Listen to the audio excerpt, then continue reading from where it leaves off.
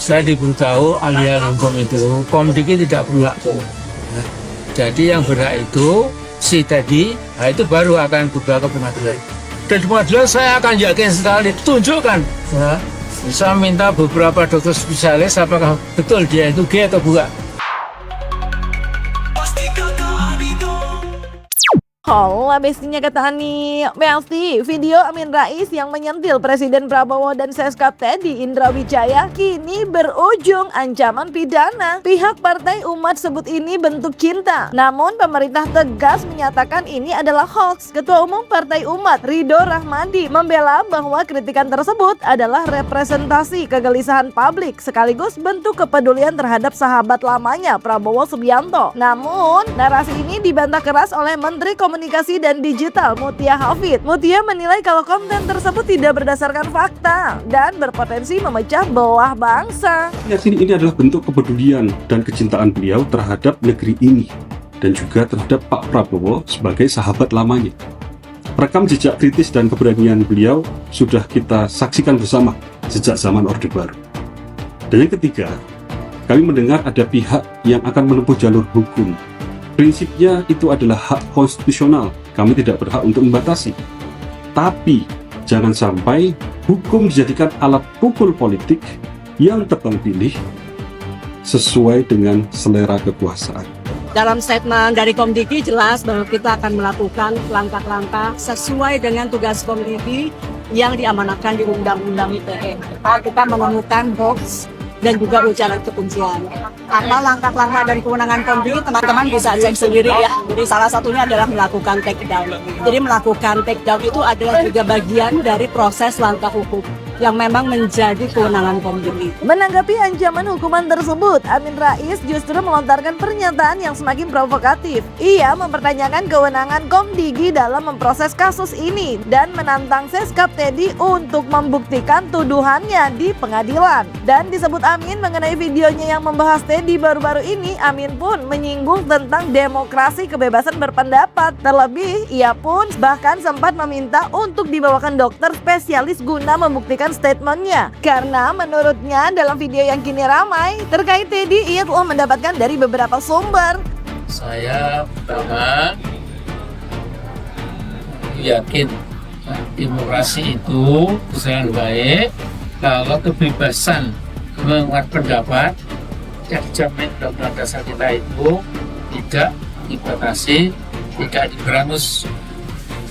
Nah kemudian yang namanya demokrasi, orang berpendapat itu boleh. Dan di pengadilan saya akan yakin sekali tunjukkan. Ya. Saya minta beberapa dokter spesialis apakah betul dia itu gay atau bukan. Saya diberitahu ahli hukum itu Komdiki tidak berhak. Ya.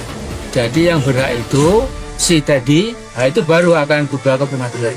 Dan di pengadilan saya akan yakin sekali tunjukkan. Ya. Bisa minta beberapa dokter spesialis apakah betul dia itu gay atau bukan.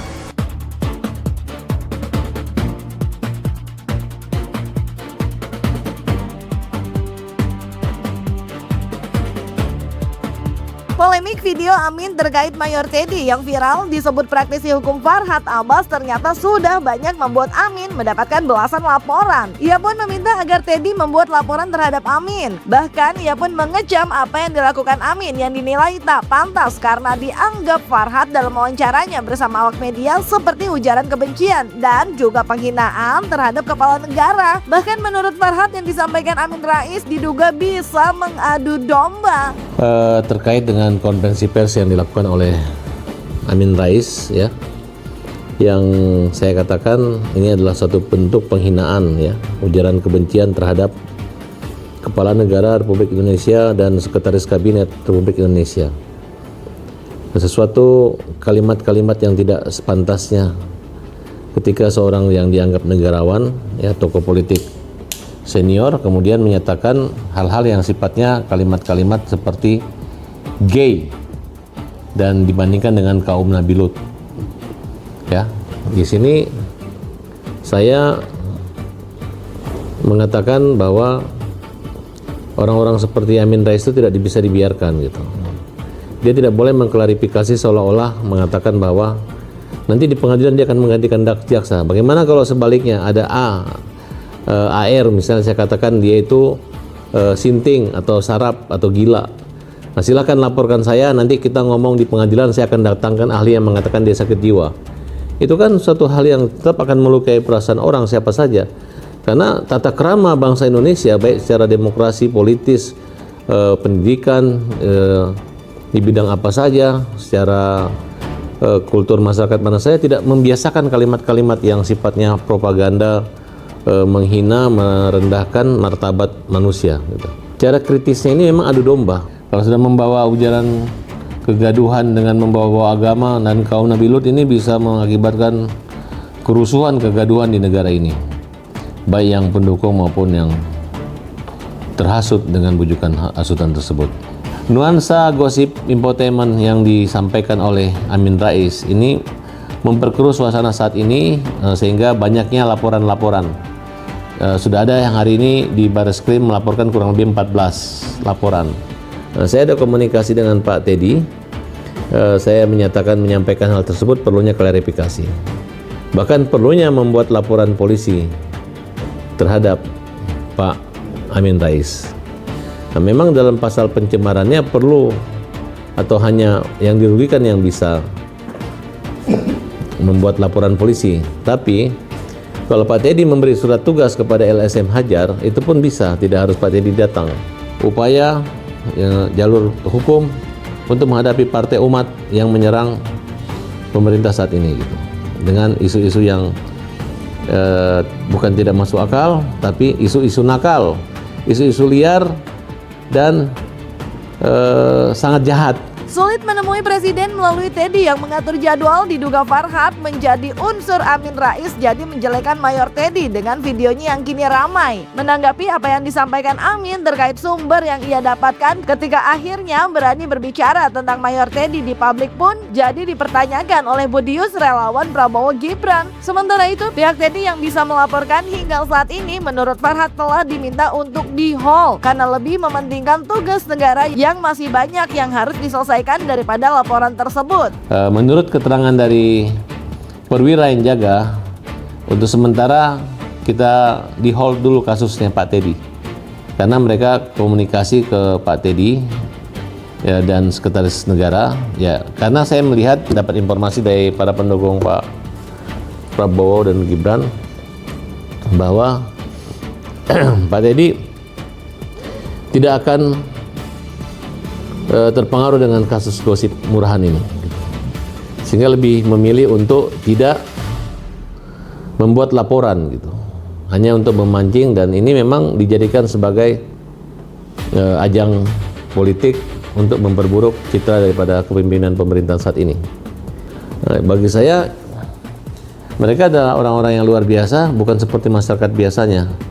Karena kalau Pak Teddy ini terganggu karena dia memiliki kepentingan, keahlian, dan sangat diandalkan untuk mendampingi Pak Prabowo sebagai sekretaris kabinet yang mengkoordinasi semua kementerian. Nah, sehingga memang orang paling dekat saat ini adalah Pak Teddy. Nah, dihantam isu seperti ini dan dengan kalimat-kalimat dari kakek sakti kita Amin Rais yang sudah uzur ini, ya ini bisa mempengaruhi dan seolah-olah hal itu bisa jadi benar kalau tidak diklarifikasi. Oke, oleh karena itu kami barisan terdepan, pengawal, pembela pemerintah ya yang positif, berada di barisan terdepan untuk menghajar, menghukum jamin rakyat orang-orang yang menyerang maupun mengkritik secara tidak manusia pemerintah. Kritik boleh-boleh saja, tapi bukan berarti fitnah ataupun propaganda negatif penyerusakan citra terhadap tokoh-tokoh besar ini. Memberi surat kuasa dan dikatakan oleh polisi yang menerima laporan itu bahwa Pak Teddy mengatakan hold dulu, kita lihat perkembangan. Karena Pak Prabowo berpesan supaya nggak usahlah masalah hukum ini kan menyangkut etika dan menyangkut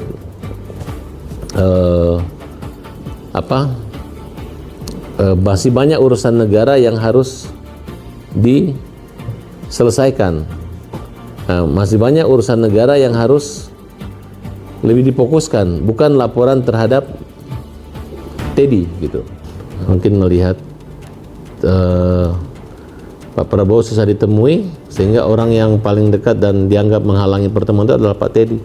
Akhirnya kenalah dia digosipin, disebut istilah Bunda Teddy lah, dianggaplah anak kesayangan.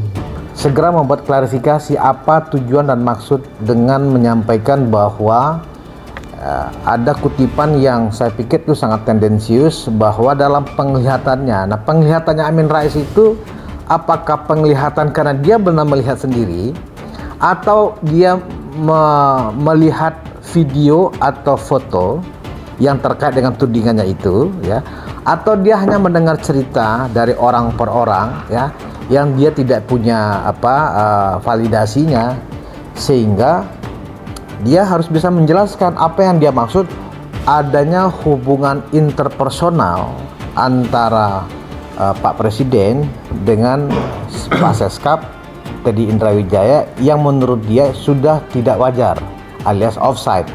Nah, saya pikir orang yang hanya sekolah biasa saja sudah bisa menafsirkan maksudnya apa dari kalimat itu, ya.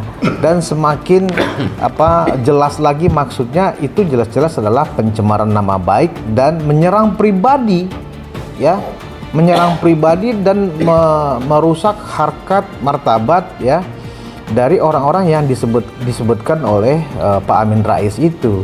Dan ini harus dipertanggungjawabkan sebenarnya. Yap Besti, lihat perkembangannya aja. Kalau tugas negara juga masih jauh lebih banyak. Walaupun nggak tahu ya kalau nanti terus berkembang. Pokoknya kita tunggu aja selanjutnya. Jangan lupa like, subscribe, komen, dan share biar bisa dapatkan video berita terkecil lainnya hanya di Kata Ani Besti.